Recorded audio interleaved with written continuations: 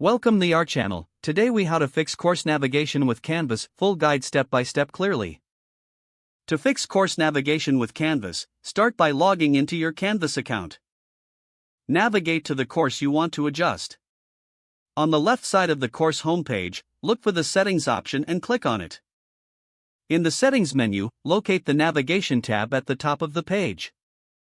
Click on the navigation tab to see a list of the items currently displayed in your course navigation. You will also see a list of items that are hidden from the navigation. To rearrange the navigation items, click and drag the items in the course navigation section. Move the items to your desired order based on the needs of your course. To hide an item, find it in the course navigation section and drag it to the disabled items section below. If you want to show a hidden item, simply drag it back to the course navigation section. After making all your desired changes, scroll to the bottom of the page.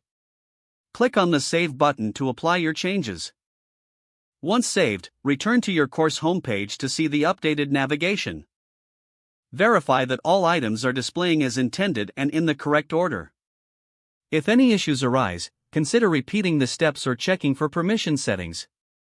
Your course navigation setup is now fixed and should enhance the learning experience for your students. If the page does not load, refresh the browser or try again in a private or incognito window. Make sure you are using the correct email address, then retype it carefully to avoid small typos. If your password is not accepted, use the reset option and create a new strong password you can remember. Check your spam folder for verification or security emails, then complete any requested confirmation steps. Enable two-factor authentication if available to improve account security and reduce unauthorized access risk. After signing in, review your profile details so your contact information and settings are accurate and current. If you see an error message, note it down and try again after restarting your device and internet connection. Log out when you finish, especially on shared devices, to keep your account and payment information secure. If the page does not load, refresh the browser or try again in a private or incognito window.